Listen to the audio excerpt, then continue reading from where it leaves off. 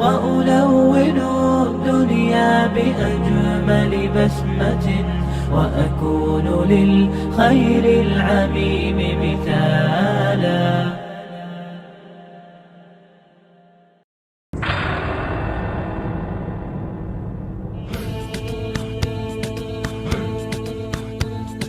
The Seljuks were a tribe of Tatars in Central Asia who established a powerful empire in Persia in the 11th century. They captured Baghdad in 1055, and the Caliph of Baghdad was so impressed with their strength and skill that he made their leader, Tughril Bey, his deputy and conferred on him the title the King of East and West. The Seljuks, however, assumed that they were the rightful owners of all land conquered during the time of Prophet Muhammad ﷺ and were keen to extend their kingdom. So a contingent of about 5,000 moved into eastern Anatolia and left their mark there for some time. Furthermore, the Seljuks played a major role in the Middle Ages in defending the Islamic world against the Crusaders and conquering large parts of the Byzantine Empire. They also did a service to Europe by providing a barrier between them and the raiding Mongols. Under the Sultans Ab Arslan and Malik Shah, the Seljuk Empire was extended to include all of Iran and Mesopotamia and Syria, including Palestine. Later, Ab Arslan defeated an immense Byzantine army at Manzikert and captured the Byzantine Emperor Romantis IV Diogenes. The way was open for Turkmen tribesmen to settle in Asia, and also while Ab Arslan and Malik Shah expanded the empire to the frontier of Egypt. The Seljuk vizier Nizam al-Mulk oversaw the empire's organization during both their reigns. The Seljuk Empire was political as well as religious in character and left a strong legacy to Islam. During the Seljuk period, a network of madrasas were founded capable of giving uniform training to the state's administrators and religious scholars. Amongst the many mosques built by the sultans was the great Mosque of Esfatan. Persian cultural autonomy flourished in the Seljuk Empire because the Turkish Seljuks had no Islamic tradition or strong literary heritage of their own. They adopted the cultural language of the Persian instructors in Islam. Literary Persian thus spread to the whole of Iran, and the Arabic language disappeared in that country except in the works of religious scholarship. Eventually, the Seljuk Empire was interrupted by the rise of Nizari Ismailis, a Shia sect thought to be responsible for killing the vizier Nizam al-Mulk. The last of the Iranian Seljuks died on the battlefield, and the Seljuk power was at an end everywhere except in Anatolia. The Ottoman Empire was one of the mightiest and longest lasting dynasties in world history. This Islamic-run superpower ruled large areas in the Middle East, Eastern Europe, and North Africa for more than 600 years. The chief leader, known as the Sultan, was given absolute religious and political authority over his people. While Western Europeans generally viewed them as a threat, many historians regard the Ottoman Empire as a source of great regional stability and security, as well as important achievements in arts, science, religion, and culture.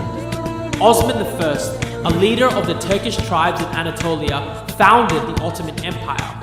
The term Ottoman is derived from Osman's name, which was originally Uthman in Arabic. The Ottoman Turks set up a formal government and expanded their territory. Mehmed II, the Conqueror, led the Ottoman Turks in seizing the ancient city of Constantinople, the Byzantine Empire capital. This put the end to an 1,000-year reign of the Byzantine Empire. Sultan Mehmed renamed the city Istanbul and made it the new capital of the Ottoman Empire. Istanbul became a dominant international center of culture and trade.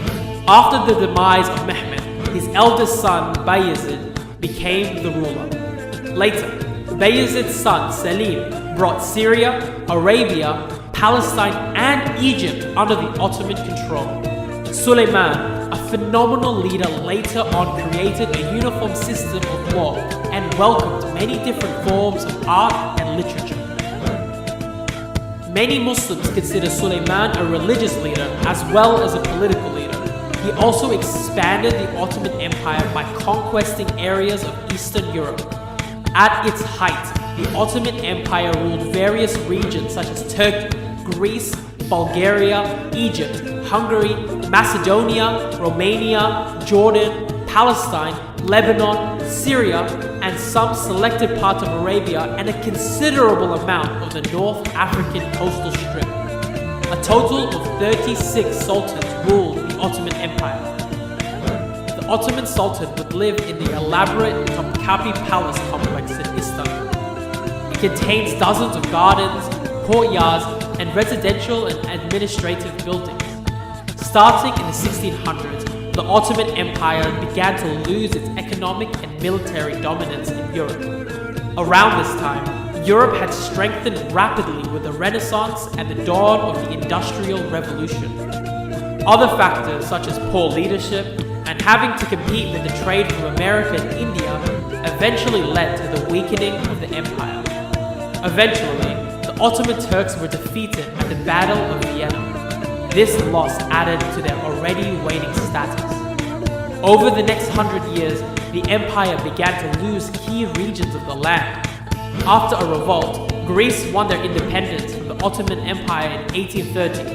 In 1878, the Congress of Berlin declared the independence of Romania, Serbia, and Bulgaria. During the Balkan Wars, which took place in 1912 and 1913, the Ottoman Empire lost nearly all of its territory in Europe. At the start of World War I, the Ottoman Empire was already in decline. The Ottoman army entered the war in 1914 on the side of the Central Powers, including Germany and Austria-Hungary, and were defeated in October 1918. With the military occupation of Constantinople and the Treaty of Versailles 1919, the position of the Ottomans was uncertain. The movement to protect or restore the Ottomans gave force after the Treaty of Sevres, August 1920, which imposed the partitioning of the Ottoman Empire and gave Greece a powerful position in Anatolia, to the distress of the Turks. They called for help and the movement was the result. Following the Armistice of Mudros, most Ottoman territories were divided between Britain, France, Russia, and Greece. The Ottoman Empire officially ended in 1922 when the title of Ottoman Sultan was eliminated. Turkey was declared a republic in October the 29th, 1923, when Mustafa Kemal Atatürk, an army officer, founded the independent Republic of Turkey. He then served as Turkey's first president from 1923 until his death in 1938, implementing reforms that rapidly secularized and westernized the country.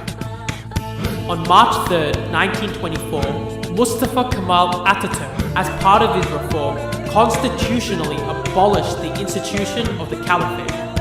Its powers within Turkey were transferred to the Grand National Assembly of Turkey, the parliament of the newly formed Turkish Republic. A summit was convened in Cairo in 1926 to discuss the revival of the Caliphate, but most Muslim countries did not participate and no action was taken to implement the summit's resolutions.